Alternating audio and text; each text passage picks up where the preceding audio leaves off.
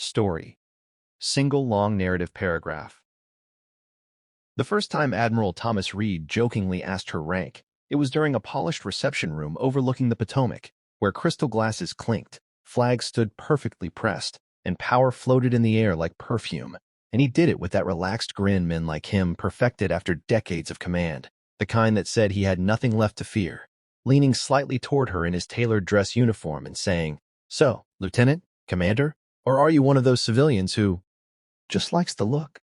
Expecting laughter, expecting embarrassment, expecting dominance, unaware that the woman in front of him, introduced simply as Elena Cross, Department of Defense analyst, had memorized every commendation on his chest, every sealed deployment record, every redacted line that had followed him like a shadow since the Horn of Africa operations 12 years earlier, and she smiled back, calm and polite, because hunters never reveal themselves at first, especially not when their prey sits at the highest table.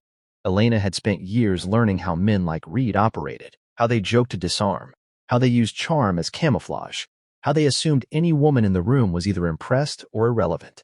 And as the Admiral launched into a story about his early SEAL days, half truth, half myth, she listened, nodding at the right moments, storing cadence and contradiction. Because what Reed didn't know was that the quiet analyst he dismissed was the lead investigator on its classified task force created after a whistleblower died in what was ruled an accident. A task force formed to answer one question no one wanted asked: how millions in black budget funds tied to covert naval operations had vanished without a trace, and why every paper trail curved back toward Reed's command. Elena's interest in Reed hadn't begun with numbers, but with people. Operators discharged under suspicious circumstances, families silenced by NDAs, missions scrubbed from logs yet remembered, too vividly by the men who survived them.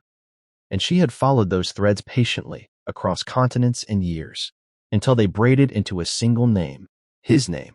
And the night he joked about her rank was the first time he'd ever been within arm's reach of the person most dangerous to him.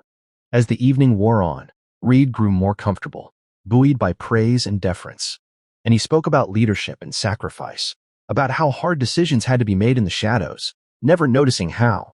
Elena steered conversations, gently guiding him toward topics he should have avoided, like Operation Trident Veil, a mission officially classified as a training failure. But one Elena knew had been something else entirely, a cover for an unauthorized extraction that went wrong, leaving 4 men dead and a weapons cache unaccounted for. And when she mentioned the operation casually, Reed's eyes flickered for half a second, a micro-expression no one else in the room caught, but it confirmed years of suspicion. From that moment, the hunt tightened, because Reed began to sense something he hadn't felt since combat: pressure, though he misidentified it as paranoia, dismissing it as age or stress, while Elena escalated quietly, requesting access under routine pretenses, cross-referencing logistics, planting questions in audits, watching as Reed moved pieces behind the scenes to block her, moves that only confirmed his guilt. And when he finally asked who she really was during a later briefing, his tone sharper, she answered truthfully without revealing the blade, saying, "Someone who reads what others assume will stay buried." And it unsettled him more than open accusation ever could. The real twist came when Elena uncovered that Reed wasn't acting alone, but was the final link in a chain stretching into private defense contractors and foreign intermediaries, a shadow economy built on stolen materiel and deniable operations. And the evidence was airtight enough to destroy him, but dangerous enough to get her killed if mishandled, which was why she waited, assembling not just proof but timing, knowing Reed's greatest weakness wasn't greed or arrogance, but legacy, his obsession with how history would remember him. And so she let him walk into it, arranging for him to be the keynote speaker at a national security symposium broadcast live, where he planned to announce his retirement and cement his reputation as a patriot statesman. And as he stood at the podium, confident and smiling, Elena watched from the wings as the final pieces locked into place: financial records unsealed by court order, testimony from former operators now protected, mission footage restored from a server Reed believed destroyed. And when the questions began, they were not the soft tributes he expected, but precise, surgical, asked by journalists briefed hours earlier, each one cutting deeper. And when Reed tried to deflect with humor, the same humor he'd used on Elena months before, it failed him.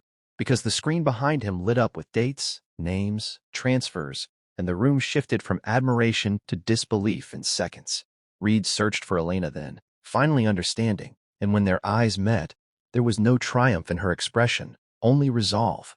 Because the hunt was never personal, it was necessary, and as security escorted him away, stripped not of rank yet, but of illusion, Elena knew the story would ripple outward. Investigations, resignations, reforms, but also that many truths would remain buried, because systems protect themselves, and hunters rarely get applause. Weeks later, as the case dominated headlines and Reed awaited trial, a junior analyst asked Elena if it bothered her that the Admiral had never known who she really was until the end, and she answered simply that power rarely recognizes consequence until it's too late, and sometimes. The most effective justice isn't confrontation, but patience, because predators reveal themselves when they believe they are safe. And somewhere in a holding facility, Thomas Reed replayed that first joke in his mind, wishing he had never asked her rank, never smiled, never assumed, because the woman he thought was insignificant had been hunting him the entire time.